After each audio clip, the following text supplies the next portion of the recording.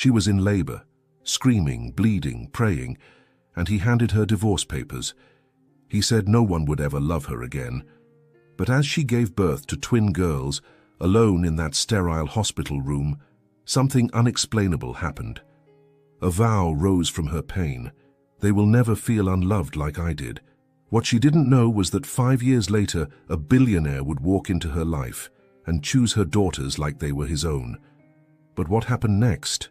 No one could have imagined. If this story touched you, leave a like, subscribe to the channel and comment below. Where are you listening to this message from? Your support is what keeps this channel alive. The fluorescent lights flickered overhead, buzzing like a nervous whisper in the cold delivery room at New York General Hospital. It was 3:47 a.m. The air carried the faint smell of antiseptic and something metallic, sharp, sterile, and unforgiving. Hannah Collins lay on the hospital bed, sweat dripping from her forehead. Her fingers gripping the steel rails so tightly her knuckles had turned white. Her lips were cracked, her breath shallow. Pain surged through her abdomen in relentless waves, every contraction tearing through her like a storm battering a fragile coastline. 18 hours. That's how long she'd been in labor. 18 hours of blood, pain, and silence. And he never came. She stared at that door, breath held, eyes wide every few minutes, convinced he would appear. That Mark would burst through, offering some ridiculous excuse. He'd lost his phone or taken the wrong subway. That maybe, just maybe, the man she had loved for 6 years, the father of her twin girls, would return to her now when she needed him more than ever. But the door remained shut, and the silence grew thicker. Every time a nurse entered, her heart would leap, only to plummet back down again. Their faces blurred through her tears, their voices too soft to pierce the crushing reality she was trapped in.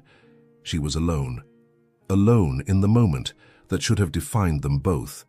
Alone while 2 lives fought to be born from her body, and the man who had helped create them had vanished like smoke.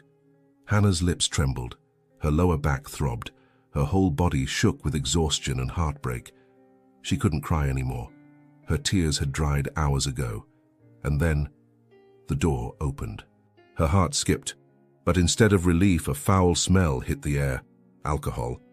Mark stumbled in, disheveled and unshaven, his shirt wrinkled, his collar stained, eyes glassy and indifferent.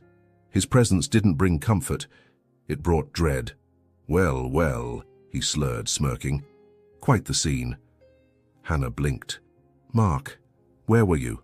He shrugged, reached into his coat, and tossed a manila envelope onto the table beside her IV. "Out. Thinking. Drinking. Doesn't matter. Sign those when you're done playing mommy." Her gaze dropped to the envelope. The bold letters read, "Divorce Agreement." Her mouth went dry. "You're leaving now," he scoffed. "Hannah, look at yourself. You think I'm sticking around for this mess? You're a disaster. You're swollen, sweating, screaming like an animal. This isn't what I signed up for." A nurse stepped forward, visibly appalled. "Sir, you need to leave if you're going to upset the patient." "I'm her husband," he barked, then turned back to Hannah. "At least for the next 10 minutes. Hannah's voice cracked. "You don't want to see them, your daughters." Mark snorted. "They're probably just as wrecked as you. Do whatever you want with them, I'm done." She stared at him, not with hatred, not even shock, but with an empty, growing silence. A silence that said something inside her had snapped, and not from the pain but from the clarity. Mark walked out without looking back. The door closed, and this time, Hannah didn't wait for it to reopen. The nurse returned to her side, holding her hand. "He's not worth your tears, sweetheart." But Hannah wasn't crying anymore. Something else had taken over. Something sharp, quiet. A vow that bloomed in her chest like fire wrapped in velvet. She inhaled slowly, her jaw clenched. "Then I'll do it alone." The nurse nodded. "You're not alone, we're right here."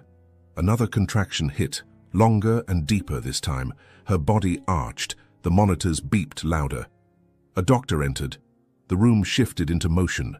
Gloves were pulled on, tools arranged, encouragement murmured. And then, a scream. Hers, but not of fear, of resistance, of resolve. Because even in that agony, Hannah was rewriting her story. She wasn't the woman left behind anymore. She was a mother finding her own strength. Push, push again, push until the world changes. And then, crying. Not hers. Two voices. Two perfect cries. Tears finally escaped her eyes, but they weren't from grief. They were from awe. From the miracle of holding Grace in one arm and Emma in the other. Two tiny beings with dark hair and lungs full of protest, hearts pounding just inches from hers. Their skin against hers, warm and damp. Their fingers curled around hers, helpless but full of trust. "They're perfect," the nurse whispered, her voice cracking. Hannah kissed both their heads. "You will never feel what I felt tonight. I promise you." Her voice trembled, but her soul didn't. Not anymore. Not after this. The past had shattered her, but these girls had sewn her back together. And as she closed her eyes, holding them tight against her chest, the room no longer felt empty. But outside, down the hall beyond the reach of light, a question still lingered in the air like a thread pulled loose from fate.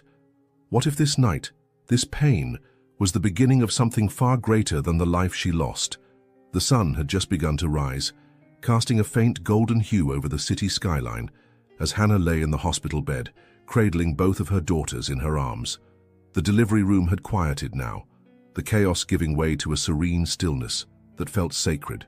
All she could hear was the soft rhythm of her baby's breathing, one nestled against her chest, the other curled in the crook of her arm. Grace and Emma. Their names had come to her like whispers from heaven. Grace, for the strength she'd felt when she had none. Emma, for the hope she never stopped holding on to, even in the darkest hour. Tears slid silently down her cheeks, soaking into the soft hospital blanket wrapped around them. But these weren't the same tears she'd cried through labor. These were tears of awe, of exhaustion, of rebirth. Her body ached in every muscle, her throat was raw from hours of screaming, and yet she had never felt more alive. There, in that quiet room with two fragile lives tethered to her heartbeat, Hannah Collins was reborn. Not as a wife, not as the woman who had been abandoned, but as a mother. And something inside her shifted permanently. She kissed the crown of each tiny head. Their skin was impossibly soft. Their scent, something between warm milk and innocence, filled her senses with a kind of peace that nothing in the world could imitate. It was as if the pain she had just endured had carved a sacred space in her soul where only love could exist now. "I'm sorry you came into the world like this," she whispered, voice cracking. "You deserved more. You deserved better." She closed her eyes, breathing them in. "But I swear to you," she continued, tears falling freely now, "you will never feel what I felt tonight. Not from me, not ever." That was the moment the promise was born. Not a dramatic vow shouted into the wind, not something carved in stone, but a quiet, invincible thread that stitched itself into her heart, a silent commitment that would guide every breath, every choice, every sacrifice. She would raise them with everything she had, even if it meant giving up every dream she once held for herself, even if she had to scrape pennies just to buy milk, even if she went to bed hungry so they never would. They would never feel unwanted. They would never be left wondering if they were enough. Because they were more than enough, they were everything. Later that morning, a nurse came in with 2 birth certificates and a pen. "Do you want to include the father's name?" she asked gently, not unkindly. Hannah didn't hesitate. "No." She filled out the paperwork with steady hands, her heart oddly calm. There was no bitterness in her decision, just clarity. Mark had chosen to walk away, but these girls were never his to begin with. Not in the way that mattered. They were hers, entirely. And from that day forward, she would not look back. When the nurse left, Hannah watched the light filter through the blinds, casting stripes across the pale blue walls. For the first time in years, the future didn't seem like a threat.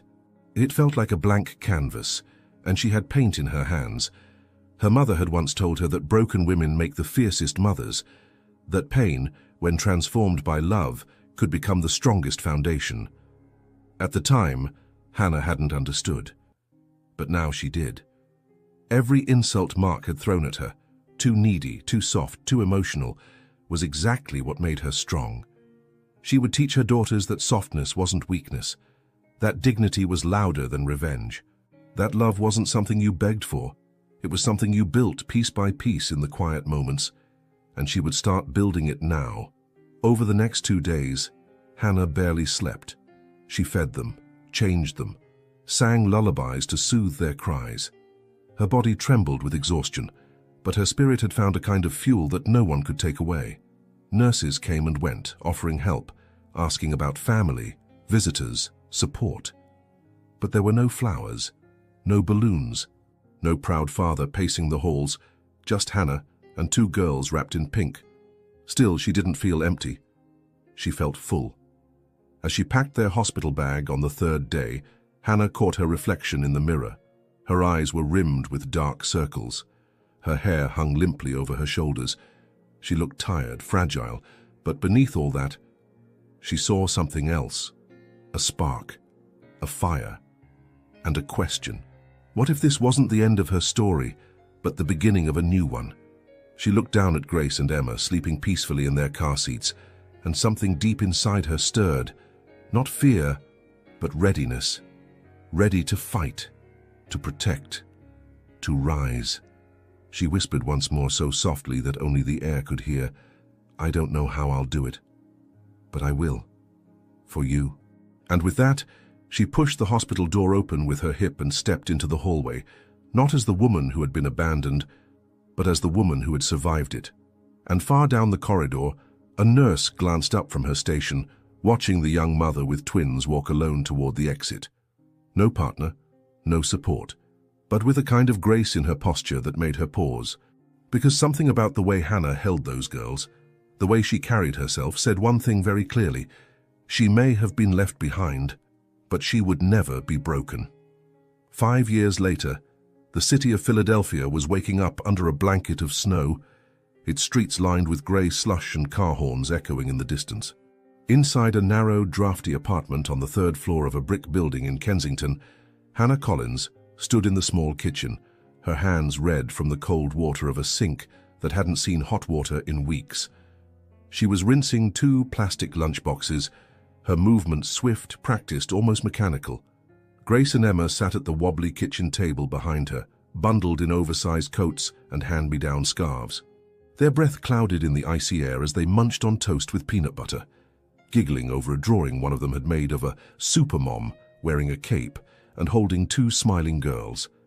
They didn't know that their mother hadn't slept more than 3 hours in days. They didn't know she had skipped dinner the night before to make sure there was enough milk for their breakfast, and they certainly didn't know that Hannah had walked 5 blocks in freezing wind at 3 a.m. to clean offices downtown before returning to wake them up for school. But that was the point. That was the promise. They weren't supposed to know. Her daughters would grow up believing they were safe, loved and chosen, no matter how much it cost her. After dropping them off at school, Hannah took the subway to her second job, freelance interior design work she picked up from online ads and referrals. She had talent, real talent, but no connections, no resources, no time to build a name. Still, she carried a cheap leather binder full of color palettes, sketches and floor plans with the same pride a lawyer might hold a case file. Every client she helped, whether redesigning a nursery or refreshing a cramped studio apartment, felt like a small revolution. She moved through the days like a silent force. She rarely spoke of Mark, and when she did, it was only to answer her daughter's cautious questions. "He made a different choice," she would say gently. "But we're okay. We're better than okay." At night, once Grace and Emma were asleep in their shared bed beneath mismatched blankets, Hannah would light the smallest lamp in the apartment and work. She edited digital designs, responded to emails, calculated costs, and sometimes just stared out the window at the city lights, tired to her bones, but still holding on. There were nights she cried quietly on the bathroom floor, pressing a towel to her mouth so the girls wouldn't hear. Nights when loneliness crept in like a cold draft under the door, whispering that she wasn't enough, that this would never get easier, that love had passed her by. But she never cried in front of them. Not once. And somehow, the next morning, she always managed to stand up again. Her daughters were growing fast, so fast it made her chest ache. Grace had a quiet strength, always observing, always steady.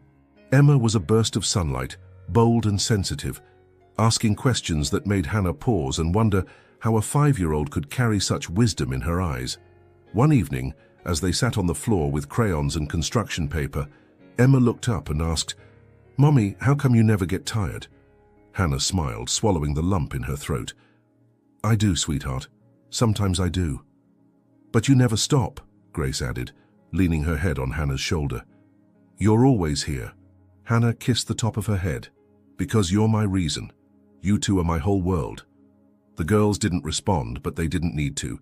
They just leaned into her, trusting her warmth more than any blanket. And in that moment, the exhaustion faded just enough to feel like hope. Still, not everything was soft. There were days the car wouldn't start, and she had to drag both girls on buses across town. Days when a client cancelled and she had to choose between groceries or rent. Days when the ache of what she had lost, her marriage, her dignity, her dreams, roared louder than her resolve. But then came the little victories. A neighbor recommending her to a local cafe that needed a redesign. A single email from a client saying, "Thank you. You made this place feel like home." And the drawings, always the drawings. Grace and Emma made them constantly. Pictures of their small family, of a house with a garden, of a woman with long brown hair and stars above her head. "Who's this?" Hannah asked one night, holding up another crayon masterpiece. Emma beamed. "You, that's you, you're the hero." It took everything in Hannah not to break in that moment, because somewhere along the way, in the quietest corners of her pain, she had become that woman. Not perfect, not invincible, but unbreakable. And that was enough. Most nights, after putting her daughters to sleep, she stood for a moment by their bedroom door, watching them breathe. The radiator hissed softly in the background. Outside, snowflakes danced beneath the streetlight. She would whisper to herself, "You're doing it, Hannah. You're doing it."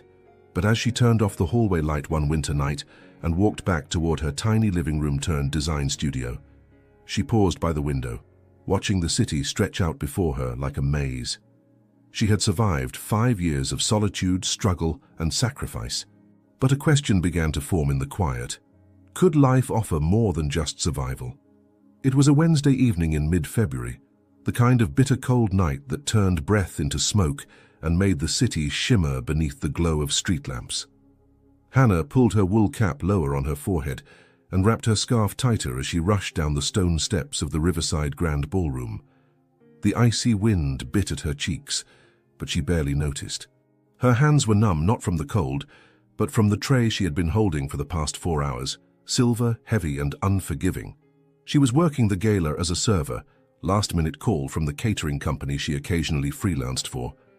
The venue was a towering piece of architectural glamour on the edge of the riverfront, filled tonight with New York's elite. Politicians, philanthropists, investors, and socialites mingled beneath golden chandeliers, sipping champagne and nibbling hors d'oeuvres prepared by chefs whose names were whispered like spells. And there was Hannah, hair pulled into a low bun, uniform a size too large, name tag askew, moving between tables with the invisibility of someone used to not being seen. Her fingers curled tightly around the stem of a wine glass as she made her way through the crowd. The music swelled, something classical and extravagant, but Hannah was focused only on balancing the tray and keeping her head down. Until it happened. A misstep, a sudden shift in the crowd, a man brushing past too quickly. The tray tilted, a glass of red wine toppled, and landed directly on the chest of a tall man in a black tuxedo. Hannah gasped, "Oh my God, sir, I'm so sorry." The tray clattered to the floor. The room didn't go silent, but for a moment it felt like it had. Her cheeks flushed crimson as she reached for a cloth from her apron, trying to blot the deep red stain now spreading across the man's starched white shirt. He looked down, then up, his eyes locking with hers. She froze. Not because he looked angry, but because he didn't. He looked amused. And then he laughed. Not the cruel, condescending kind of laugh she expected. Not the impatient, public humiliation sort of laugh that people in his world often unleashed on people in hers. No, this was something else. A low, warm chuckle that came from somewhere deep in his chest. "Don't worry," he said, his voice calm, smooth as velvet. "It's just a shirt." Hannah blinked. I can fix it. I mean, I'll pay for the cleaning. Please don't, he interrupted gently. You already look like tonight's been hard enough. She opened her mouth, then closed it again. He wasn't wrong. Her feet were aching, her fingers were frozen, and her pride had just shattered all over the ballroom floor. A woman in a sleek red dress approached him, eyes scanning the stain. Nathan, darling, should we have someone take care of that? He turned to her with a polite smile. Thanks, Laura, but I'm fine. Then he turned back to Hannah. Are you okay? She nodded too quickly. Yes, just embarrassed. Nathan Carter. The name echoed in her head as she stared at him. It was impossible not to recognize him. The youngest tech billionaire in the country. Founder of a humanitarian startup that had just landed on the cover of Forbes. Known for his reserved nature, generous donations, and an expression that rarely gave anything away. And now he was standing here, smiling at her like she wasn't just the girl who spilled wine on him, but someone worth seeing. You have steady hands, he remarked, bending to pick up her tray before she could. But that was a pretty sharp crowd move back there. Impressive recovery. I think I failed spectacularly, she muttered. He grinned. I don't think so. She took the tray from him, careful not to meet his eyes too long. Thank you, Mr. Carter. Nathan, he corrected.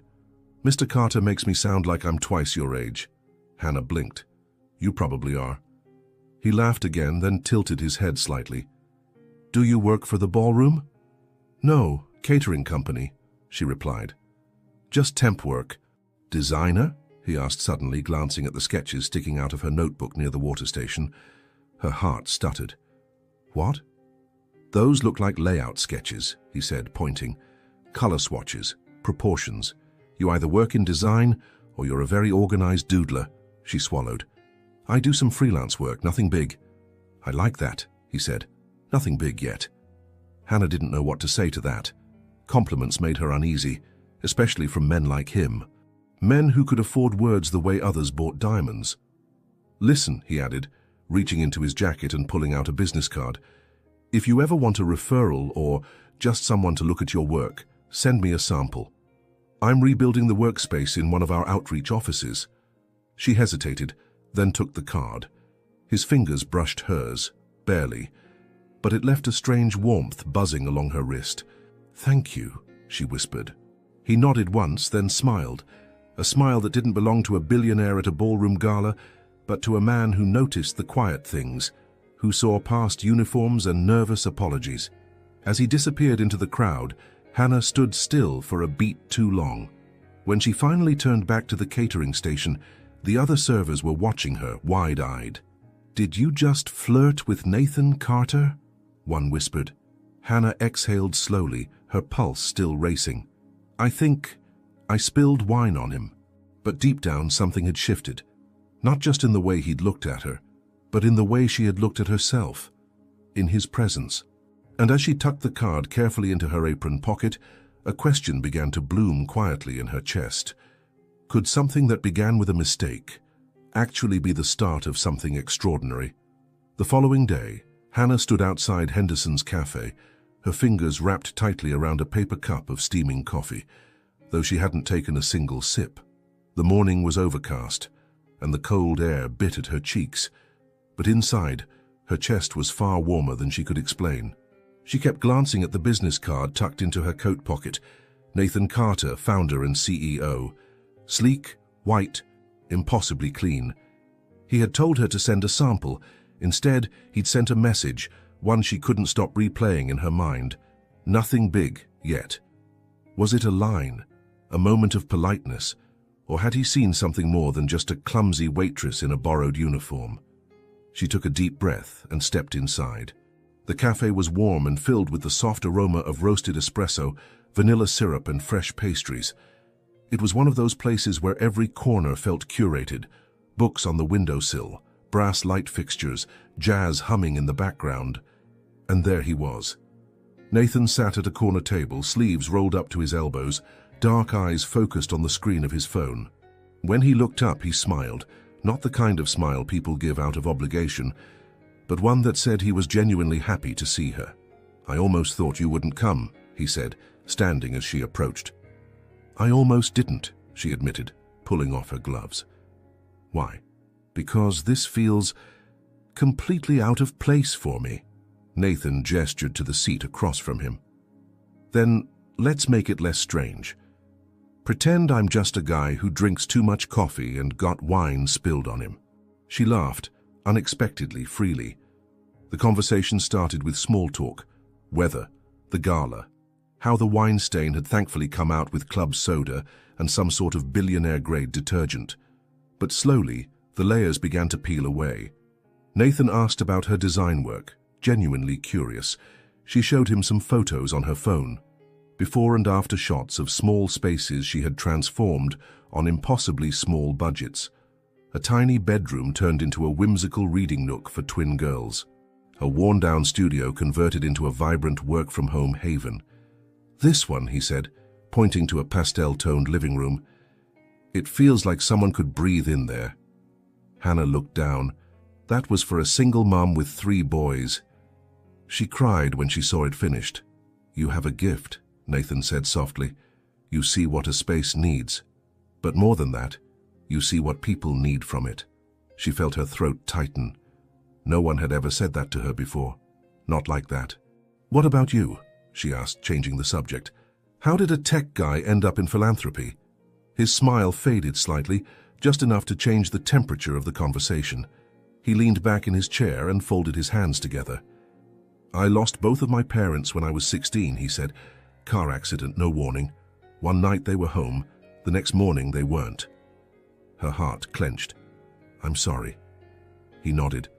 "I was angry for a long time. Then I started building things. Anything. Code, mostly. Systems that solved problems. At first it was about distraction, but then it became about something else, control. Creating order in a world that felt completely out of mine." She listened intently, drawn in by the rawness of his voice, the honesty in his eyes.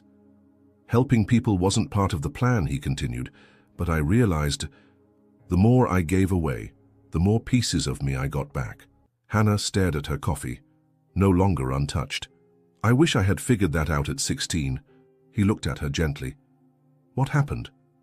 She hesitated. Then slowly she told him.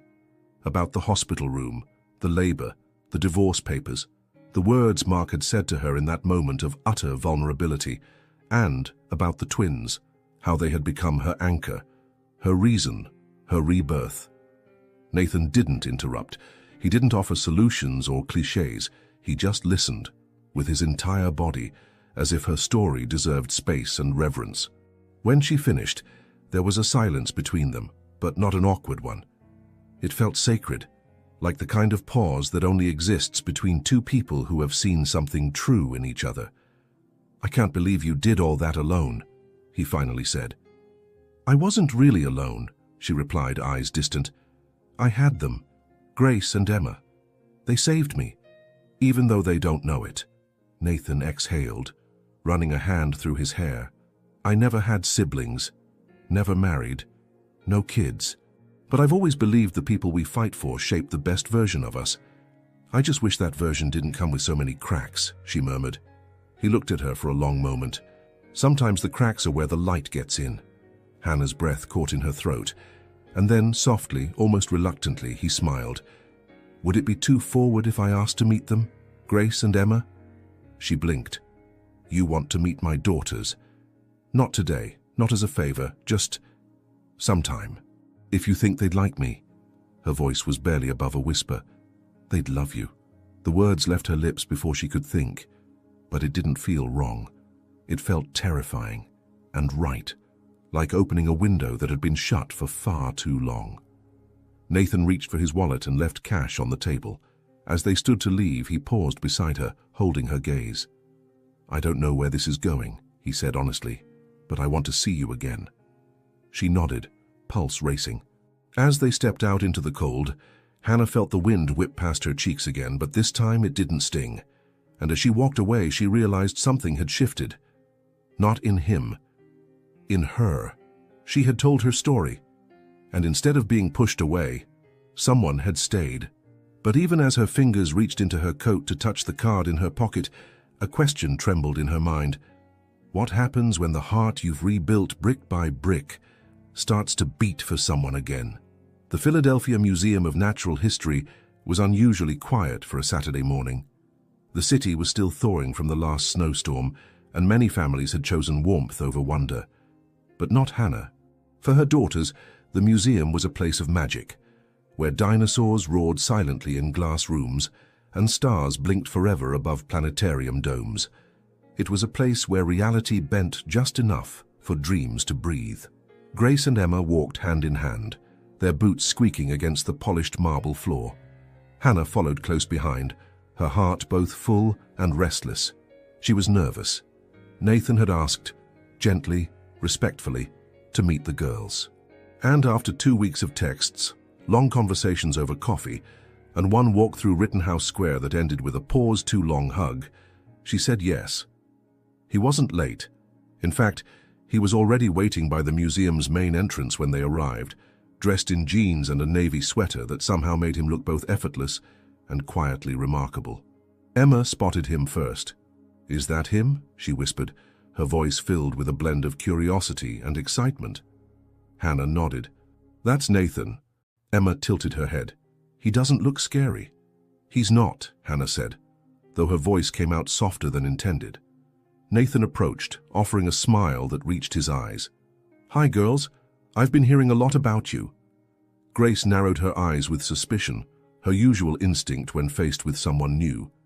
Emma, on the other hand, stepped forward and extended a mitten-covered hand. "I'm Emma. I'm 6. I like space and cereal and purple socks." Nathan shook her hand solemnly. "It's a pleasure to meet you, Emma.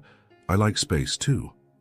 "And cereal?" she asked, lips twitching into a grin. "Especially the sugary kind I'm not supposed to eat." Emma turned back to Grace. "He's funny." Grace didn't reply, but she nodded slowly. And that was all the permission Emma needed. The tour began in the dinosaur hall. Nathan listened attentively as the girls explained each exhibit with the authority of junior paleontologists. When Emma announced, "That's a stegosaurus. He has plates, not spikes," Nathan feigned shock and asked for clarification, letting her beam as she taught him everything she knew. Grace stayed close to her mother at first, arms crossed, eyes watchful. But Nathan didn't rush her. He didn't force connection. Instead, he noticed the small things, like the way she lingered a little longer at the fossil lab, or how she silently mouthed facts under her breath when she thought no one was listening. He walked beside her quietly. And then, without a word, he knelt beside a glass case and asked, "Grace, if you were designing a museum, what would be the first thing you'd put in it?" She hesitated. And then, quietly, she replied, "A telescope. But a real one. Not behind glass." He smiled. "I'd come to your museum." That was all it took. From that moment on, something shifted. They moved as a group now, talking, laughing, taking silly pictures by the animatronic T-Rex. Nathan even bought them astronaut ice cream from the gift shop, which Emma declared tastes like sweet cardboard. Hannah watched from a few steps behind, heart aching with something she hadn't felt in years. Hope. Later, in the planetarium, they sat in silence as stars spun across the ceiling dome. The lights dimmed, the narrator's voice echoed gently through the space. And in the quiet dark, Emma leaned against Nathan's arm. He didn't flinch. He didn't freeze. He simply placed his hand gently over hers. Hannah blinked fast, her throat tight. It wasn't the grand gesture that undid her. It was the quiet, the stillness of it. The way the moment asked for nothing, demanded nothing, but gave everything. After the show, they bundled back into their coats. Nathan helped zip up Grace's jacket when her glove got stuck. He crouched to tie Emma's boot when the lace came loose. It was effortless, as if he'd always known how to fit into these small but sacred rhythms. Outside, the afternoon sun had broken through the clouds, casting everything in soft gold. The air was crisp, the sidewalk wet from melted snow. As they walked back toward the subway, Emma looked up at Nathan and asked, "Can we call you Mr. Nathan?" He chuckled. "I'd be honored. And maybe, someday..." She paused. "Can you come to our school's spring fair? There'll be cotton candy." Nathan grinned. "I wouldn't miss it." Hannah's heart tightened. They reached the entrance to the station, and Hannah turned to him, unsure what to say. She wasn't used to this, men showing up, following through, giving more than they took. "Thank you," she said quietly, "for today." He glanced at the girls who were busy comparing pocket-sized toy dinosaurs, then back at her. "It was the best Saturday I've had in years." His words weren't dramatic, just true. She nodded, suddenly unsure of her voice. They lingered there, two adults standing on the edge of something neither could name yet. The traffic roared behind them. The girls giggled nearby. And still, neither moved. Finally, Nathan said, "I'd like to see you again." "Them too." "I'd like that," Hannah replied. As she watched him walk away, she felt Grace slip her hand into hers. "He's nice," Grace whispered. Hannah glanced down, surprised. Grace looked up. "He sees us." And in that single sentence, something inside Hannah splintered in the most beautiful way, because she knew exactly what her daughter meant. Nathan hadn't come to impress, he had come to see. And now, as the train thundered into the station, Hannah's thoughts blurred into something she hadn't dared consider in years. What if this wasn't just a good day? What if this was the beginning of home? The salon was nestled on Michigan Avenue, tucked between designer storefronts and cafes with velvet ropes and 2-hour waits. From the outside, it looked like another world, a world Hannah had never belonged to. Glass panels reflected the golden afternoon light, and inside, women with glossy hair and tailored coats sipped citrus-infused water, while stylists glided between stations like artists in motion. Hannah stood on the sidewalk, hesitating. She wore her usual jeans, worn at the knees, and a faded sweater with sleeves stretched out at the cuffs. Her boots were scuffed. Her fingers tugged nervously at the strap of her bag. Beside her, Nathan stood calmly, hands in the pockets of his long coat. "So you brought me here?" she asked, blinking at the sleek glass door. He nodded. "Full treatment." Her brows drew together. "Nathan, this place isn't for people like me." He turned to her, voice gentle. "This place is for people who deserve to feel like themselves again." She looked away, embarrassed. "You think changing my hair is going to change who I am?" "No," he said, smiling. "But maybe it'll help you remember who you've always been." Before she could respond, the door opened and a well-dressed receptionist stepped out. "Mr. Carter, right on time." Hannah flinched. "They know you here." He shrugged. "I sponsor the Women's Initiative program. They donate styling hours to survivors and single mothers entering the workforce.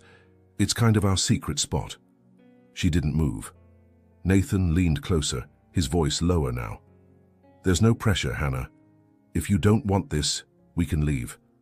Right now. But if there's even a tiny part of you that's curious, I'll be waiting." Then, with that quiet confidence that somehow never felt condescending, he stepped aside and let her choose. She took a breath and walked inside. The next few hours were surreal. They led her to a private lounge with soft lighting and quiet music. Her worn coat was gently taken and hung. A stylist named Marielle introduced herself with a warm smile and gentle touch. "We're not changing you," she said. "We're just inviting you back." Hannah sat in front of a mirror she normally would have avoided, but today she looked, really looked.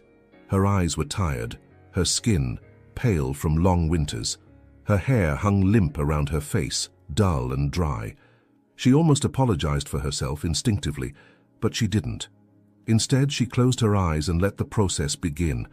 They washed her hair slowly, massaging her scalp until her shoulders melted under their hands. They trimmed and shaped, letting go of years' worth of neglect.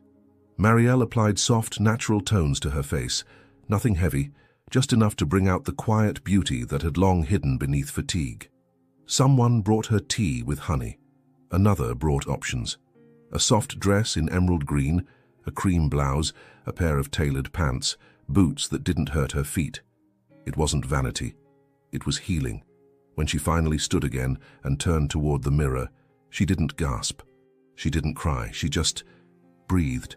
Because for the first time in years, the woman staring back at her didn't feel like a ghost. She felt real, strong, seen. Nathan reappeared in the hallway just as she stepped out. For a moment, he said nothing. Just looked at her, really looked. Not with hunger, not with awe, with respect, with recognition, and something deeper, quieter, admiration. "You're glowing," he said simply. She laughed, nervous. "It's the lighting." "No," he replied, taking a slow step forward. "It's you." Hannah looked down at herself. She didn't feel like Cinderella. There was no ball to attend, no glass slipper to lose.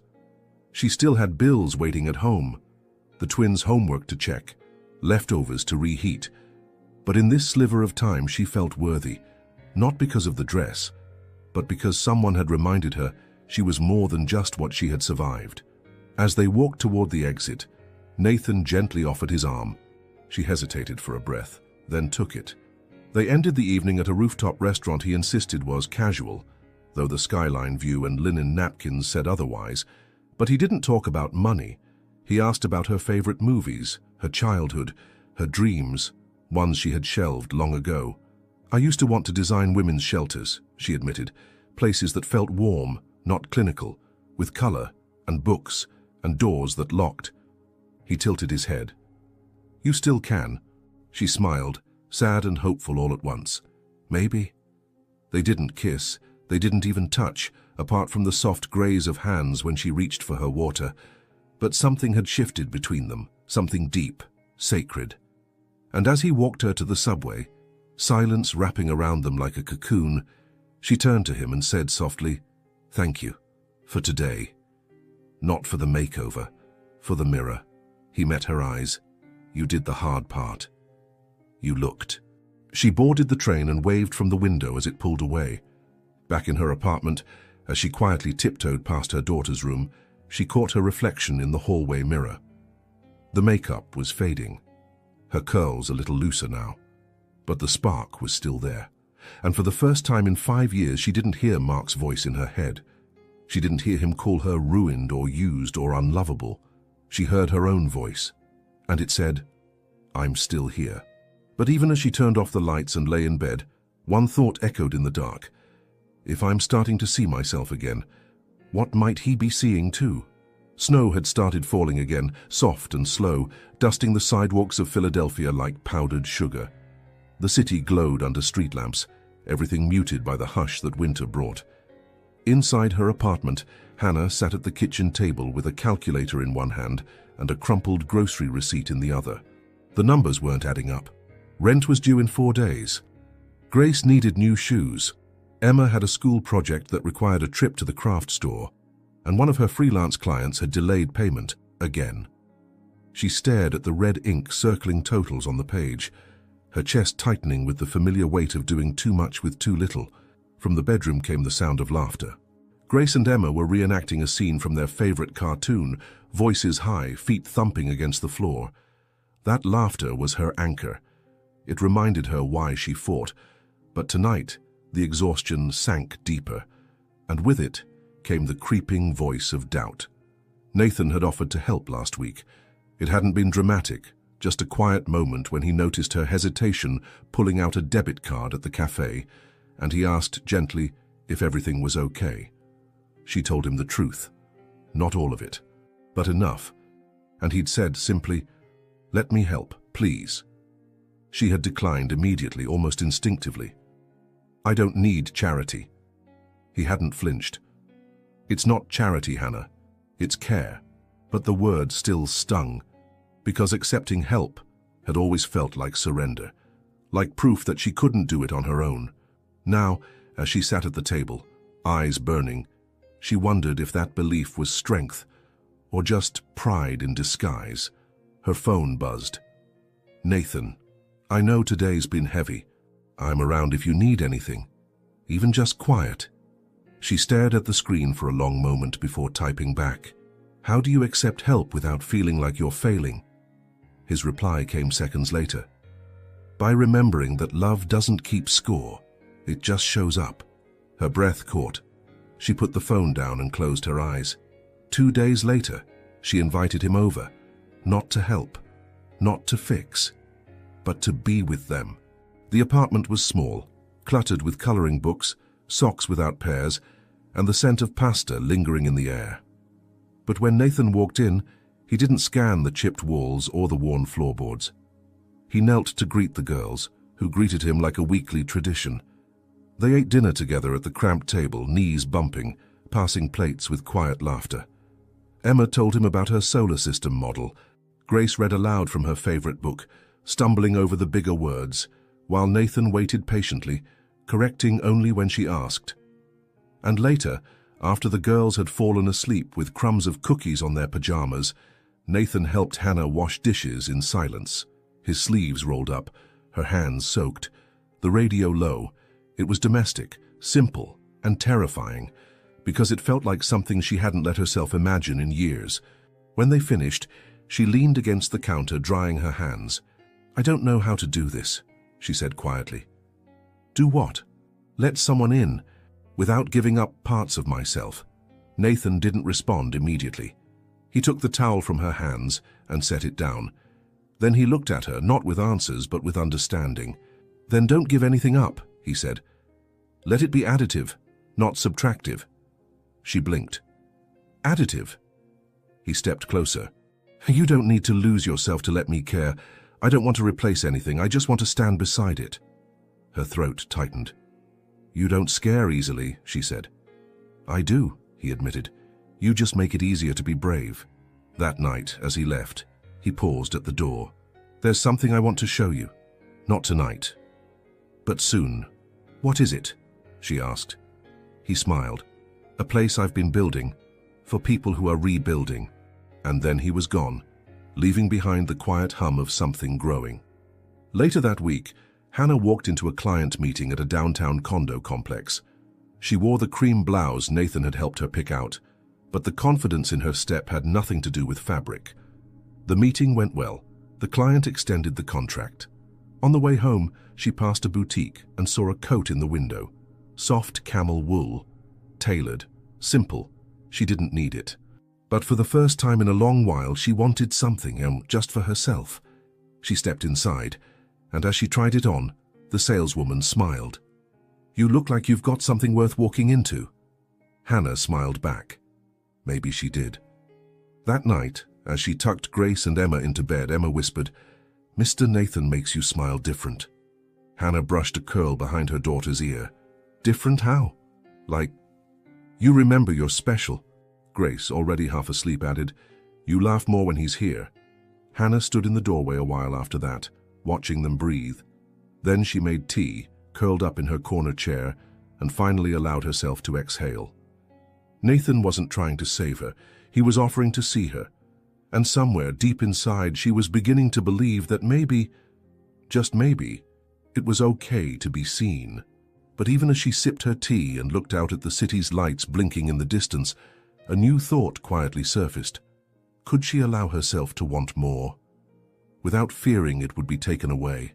Spring arrived quietly that year, not with fireworks or grand announcements, but with soft green leaves pushing through branches and the smell of wet earth after a long, patient thaw. Hannah noticed it one morning as she walked Grace and Emma to school, how their hands felt warmer in hers, how the sunlight lingered longer on the sidewalk, how laughter came more easily these days. Nathan had become a fixture in their lives. He showed up with takeout on stormy evenings. He fixed the kitchen drawer that had refused to close for 3 years. He helped Emma build a cardboard rocket for her science fair and let Grace use his laptop for her book report when the family's second-hand one crashed. But more than what he did, it was how he did it. With patience, with presence, with no need to be thanked, though Hannah thanked him anyway in glances and quiet smiles, and the way she slowly let her guard down, piece by piece. He never slept over. Not yet. He never crossed boundaries she hadn't clearly invited him past. But he was there, and the girls began to notice. One Sunday afternoon they all went to the park. Nathan brought a picnic blanket and 2 kites, claiming he had no idea how to fly them, only to send his soaring within minutes, much to Emma's delight and Grace's cautious awe. They sat in the grass afterward.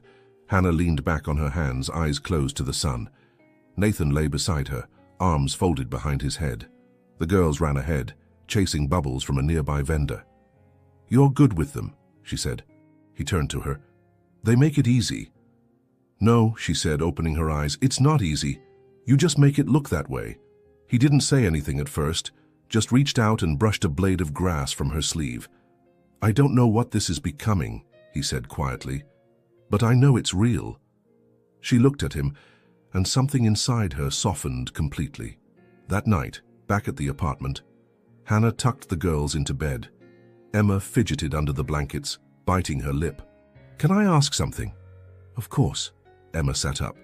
"If Mr. Nathan stays, can we call him Dad?" The question came so gently, so earnestly, it made Hannah's heart stop. Grace turned her head slowly, eyes wide. Hannah sat on the edge of the bed. "Why do you want that?" Emma shrugged. "Because he feels like one. Not like a pretend one. A real one." Grace nodded. "He listens, and he doesn't yell. And when he helps with homework, he doesn't make us feel dumb." Hannah swallowed, emotion catching in her chest. "That name, Dad, it means a lot. It's not something small." "We know," Emma whispered. She kissed their foreheads and tucked them in tight. "Let me think about it, okay?" They nodded, yawning, already drifting off. She didn't sleep that night. She lay awake replaying their words, their faces, the way they looked at him. It wasn't just affection, it was trust. And trust for them didn't come easy. The next morning, she called Nathan and asked if he could meet them at the playground after school. He arrived early. The girls were already racing across the monkey bars when Hannah pulled him aside. "They asked me something," she said softly. His brow furrowed. "Is everything okay?" "They asked if they could call you Dad." His breath hitched. "They said it's how they feel when they're with you," she added. "That it feels safe. That you make them feel smart. Loved." He ran a hand through his hair, clearly shaken in the best way. "I told them I'd ask you." Nathan looked across the park at the girls, now sitting in the sandbox, heads bent together. Then he looked back at Hannah. "I would be honored," he said, "if it's what they want, if it's what you're okay with." Her eyes welled up. "I am." He walked over slowly and sat beside the girls. They looked up at him, expectant. He smiled, heart in his throat. "You asked your mum something last night," he said gently. "About me." They nodded. "I just want you to know," he continued, "being a father isn't something you inherit. It's something you choose. And I choose you. Both of you. Every day. If you still want that." Emma threw her arms around him, burying her face in his sweater. Grace leaned in, more reserved, but didn't pull away when he wrapped an arm around her too. They sat like that for a while, 3 heartbeats in sync. Hannah watched from the bench, tears sliding down her cheeks. They didn't see her, but they didn't need to. This moment wasn't about her anymore. It was about them, and about something deeper than titles or timelines. It was about love choosing them. Back. That evening, Nathan stayed for dinner. Emma insisted on setting a plate that said Dad on it, scribbled in pink marker. Grace quietly adjusted it so it sat straight. Hannah served them stew and bread, heart full to the brim. Later, as she stood at the sink, Nathan stepped behind her and placed a hand gently on her back. "They feel like mine," he said, his voice rough. She turned to him, leaning into his touch. "They always needed someone who stayed," she whispered. "You don't have to thank me," he replied. "I'm not thanking you," she said softly. "I'm choosing you too." And somewhere deep within, where years of pain had once settled like stone, something new began to grow. But even as the night faded into quiet, and the girls slept peacefully down the hall, one silent question rose like morning light. Could a heart that was once shattered truly believe this love might last? The letter came on a Tuesday. It was wedged beneath the apartment door, thick ivory paper with Hannah's full name typed across the front in all caps. At first, she thought it was a bill or some misplaced wedding invitation, but the moment she opened it, her stomach turned to stone. Legal notice of custody dispute, filed by Mark Collins. She didn't move, didn't blink. The walls around her seemed to stretch and close in all at once. Her heartbeat pounded in her ears as her eyes skimmed the words. Petition for joint custody. Review of parental rights. Financial compensation. Assessment of current environment. The page slipped from her hands and fluttered to the floor like a dead leaf. She hadn't seen Mark in 5 years. Not since the night he handed her divorce papers between contractions. Not since he left the hospital without asking if the girls had even been born. Now he wanted custody. A door creaked open behind her. Emma peeked out, hair messy from her nap. "Mommy, why are you standing like that?" Hannah quickly knelt, forcing a smile. "I'm fine, sweetheart. Just thinking." Emma tilted her head, unconvinced. "Your eyes look mad." "I'm not mad," Hannah said softly. "Just surprised." She tucked the papers into a drawer before Emma could see the name, but her hands were still shaking. That evening she called Nathan. She didn't sugarcoat it, didn't try to soften the edges. "He filed for custody," she said flatly. "After all these years." Nathan's silence on the other end was deep and still. Then, "Why now?" She laughed without humor. "Because I'm happy. Because the girls love you. Because maybe someone told him I'm with someone wealthy, and he thinks there's money to squeeze." Nathan's voice darkened. "He doesn't want them. He wants control." She nodded, though he couldn't see her. "And maybe revenge." "I'll handle it." She blinked. "Nathan, you can't just—" "I don't mean illegally," he said. "I mean we fight. Properly, legally, loudly." Her voice cracked. "I don't want them dragged into court." "They won't be, I promise." "And if he wins?" Nathan's voice turned steel. "He won't." 2 days later, they met with an attorney, someone from Nathan's network, a woman named Lila Greer, with piercing eyes and a reputation for annihilating abusive exes in court. Hannah sat across from her, spine stiff, while Nathan held her hand under the table. "He'll likely come in with a strategy," Lila said calmly. "Paint himself as a man who was shut out, maybe reformed. He'll use your financial limitations against you." "But he abandoned us," Hannah whispered. "He never sent a card, never called." "We have medical records, testimonies, affidavits, and you have character witnesses coming out of your ears," Lila replied. "This man didn't just walk away, he tried to erase them." Hannah looked at Nathan. "And he'll use you too. Say you're buying your way into their lives." "I don't care what he says about me," Nathan replied, "as long as he never gets near those girls again." The summons arrived that weekend. Mark had filed not only for custody, but for retroactive rights, visitation, and spousal compensation. He claimed he was denied access, that he'd changed, and that his daughters deserved to know their father. Hannah nearly ripped the papers in half, but she didn't. She took them to the lawyer, then she got to work. She began gathering everything: text messages, signed hospital forms, testimonies from the nurses who remembered the night he showed up drunk, emails from school where she had listed herself as the sole contact, photos of birthdays, school events, holidays, all without him. Nathan helped her compile everything. He scanned documents, contacted a private investigator who uncovered Mark's criminal record, several minor charges, one unresolved DUI. The deeper they dug, the uglier it got. But the stronger Hannah became. No longer the woman curled on the hospital bed, abandoned. Now, she was the one building the case, the one showing her daughters what it meant to stand tall, even in fear. One afternoon, while Nathan helped Emma with a puzzle and Grace painted quietly on the floor, Hannah stepped onto the fire escape to take a call. Mark. His voice slithered through the phone like oil. "Well, look who finally learned how to answer," he sneered. "What do you want?" "I want what's mine," he snapped. "You kept them from me. You left us. I came back. That counts." "No," she said, voice steady. "You don't get to disappear and return like it's a game. You're with some rich bastard now. You think you're better than me?" "I don't think about you at all," she replied. There was silence, then a low, threatening whisper. "You'll regret this." She hung up, and for a moment, her legs gave out. She sank onto the metal steps, the cold biting through her jeans. But then the door opened behind her. Nathan stepped out. No words, just presence. She leaned into him. "I'm scared," she whispered. "I know," he replied, "but you don't have to be alone in it." They sat like that until her breathing slowed. Later that night, Grace crawled into bed beside her. "Are you sad?" Hannah brushed hair from her daughter's eyes. "A little. Is it because of the man who left?" Hannah paused. "Yes. You don't have to be scared," Grace said sleepily. We already have a dad now. Tears welled up in Hannah's eyes. From the hallway came the soft creak of a floorboard, Nathan checking the locks like he did every night now. Quietly, steadily, like someone who understood what it meant to stay.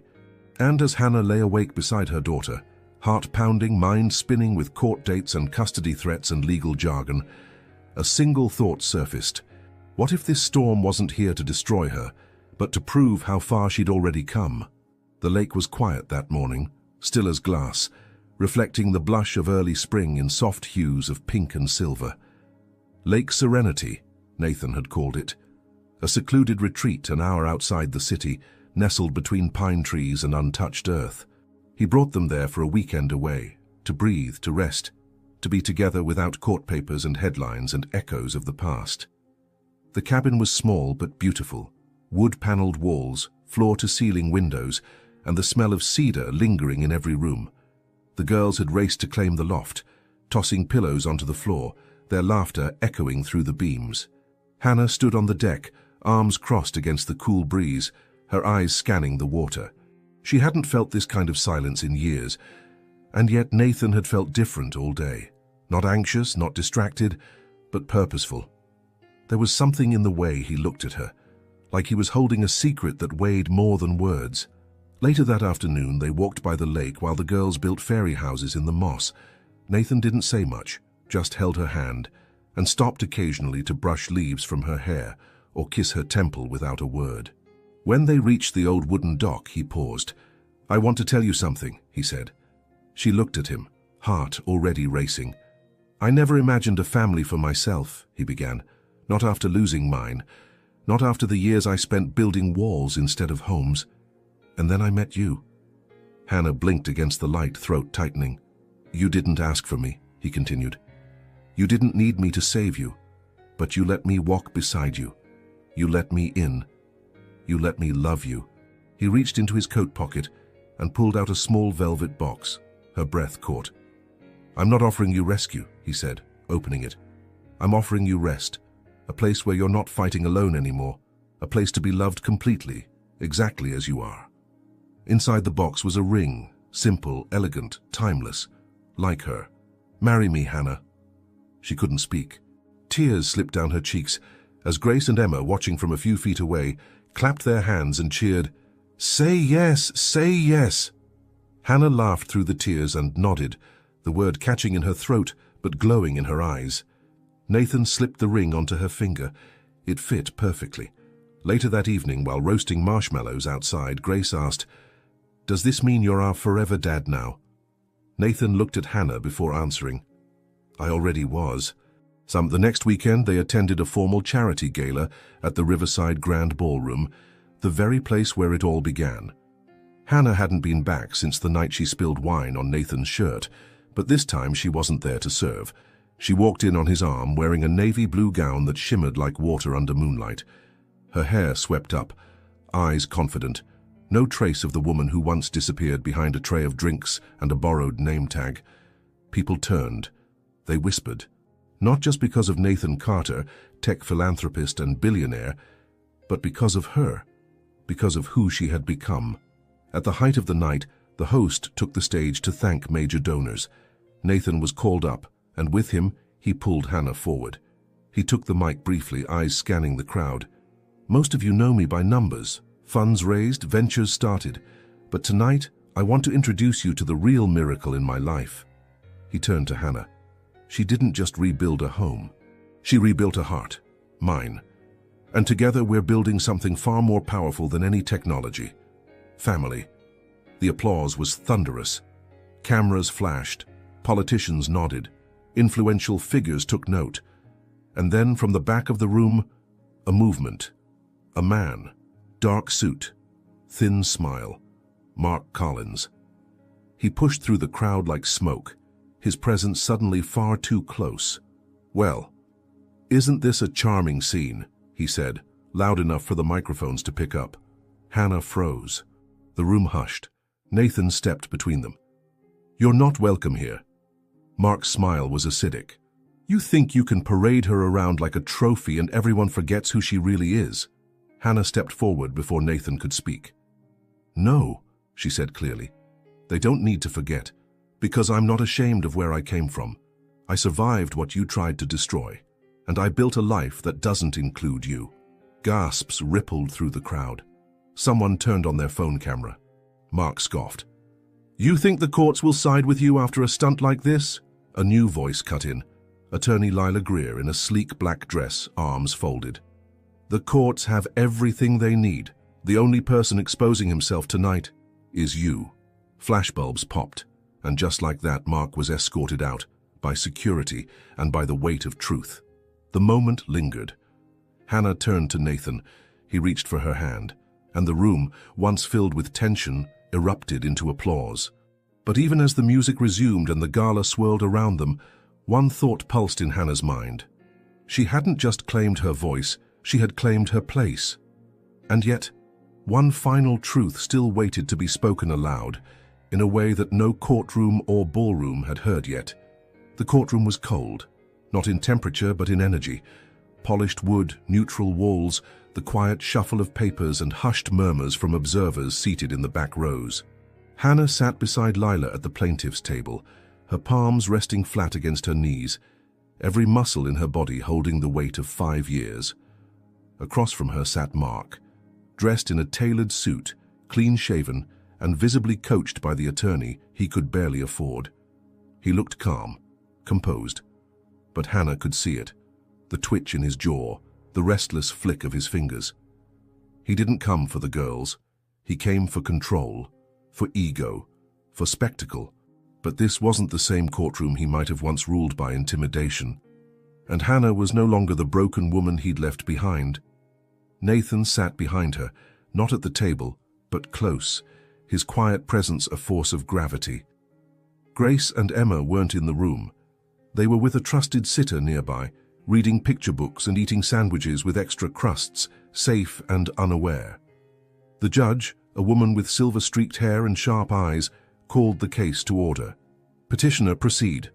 Mark's lawyer began with a scripted monologue about reconnection, a father's right, and the desire to be a part of his daughter's lives. He painted Mark as a man who had been excluded, wronged, and denied his parental bond. Hannah didn't flinch, because she was ready. Lila stood. Her voice, steady and precise, sliced through the courtroom like a scalpel. She outlined a timeline of abandonment, supported by evidence, hospital reports, eyewitness statements, financial records, and the complete absence of communication for half a decade. Then came the recorded call. Mark's voice, venomous, playing on the court speaker. "You'll regret this." There was no mistaking the intent. The judge's gaze narrowed, and then came the testimonies, the school counselor, the pediatrician, the neighbor who'd seen Hannah juggling 2 toddlers while running late to work. Every person spoke of a mother who had never wavered, never faltered, never disappeared. And then, finally, Hannah herself. She stood, no script, no papers, just her truth. "I'm not here to punish him," she said, her voice clear but soft. "I'm here because I won't let him rewrite the story of who's been here all along." She looked at the judge. "My daughters are not pawns. They're not leverage. They are whole, beautiful, loved human beings, and I won't allow a man who chose absence to now choose appearance." There was silence, real silence. And then the judge spoke. Her ruling was swift: custody denied, visitation denied. All parental rights terminated on grounds of abandonment, emotional endangerment, and attempted coercion. Mark didn't shout. He didn't even speak. He stood and left. And just like that, the ghost was gone. Outside the courthouse, sunlight broke through a stubborn sky. Hannah stepped onto the steps and turned to Nathan, who was already there waiting. "It's over," she whispered. "No," he said, smiling. "It's just beginning." That evening, they returned to the ballroom for a follow-up gala, this time as honored guests. The very place where her hands had once trembled over a spilled glass of wine now welcomed her with warmth, music, and light. She wore white, not as a bride, but as a woman who had been reborn. Grace and Emma walked beside her, holding flowers, their dresses twirling as they moved, and when the music shifted and the spotlight fell on her and Nathan, he took her hand. They walked onto the dance floor together, No fear, no shame, only presence. They danced slowly, the way people do when there's nothing left to prove, just everything to feel. Around them, cameras flashed. Applause rang, guests whispered. But Hannah only saw the eyes of the man who had loved her in silence first, then with intention, then with everything. She rested her head against his chest and exhaled fully, for the first time in years. Later that night, after the music faded and the lights dimmed, Nathan carried the girls up to the hotel suite, one in each arm, their heads resting against his shoulders. Hannah followed, watching the way they leaned into him, the way he carried them like he always had, as his, not by blood, but by choice. And in the quiet that followed, the hotel room wrapped in silence, the city glowing beyond the window, Hannah stood by the glass and whispered something she hadn't allowed herself to say aloud until now. I'm free. Not because Mark had been defeated, but because she had reclaimed every part of herself he tried to erase. Dignity, worth, voice, love. She turned to find Nathan watching her, and in his eyes she saw not a future she was waiting for, but the life she had already begun. But even as she walked across the room, into his arms, one final truth glowed quietly in the corners of her soul. Sometimes, the sweetest justice is simply becoming the woman they swore you never would. She didn't win with screams, not with revenge. She won in the silence of someone who was called weak, and built a family stronger than any sentence. She won when she danced with her daughters in the center of the ballroom where she was once humiliated. She won when she looked in the mirror and saw love where there was once pain. Because in the end, true justice wasn't about taking him out of their lives. It was about becoming everything he swore she would never be. And maybe deep down, this story speaks to us all. If this story touched you, leave a like, subscribe to the channel and comment below. Where are you listening to this message from? Your support is what keeps this channel alive. Perguntar ao ChatGPT.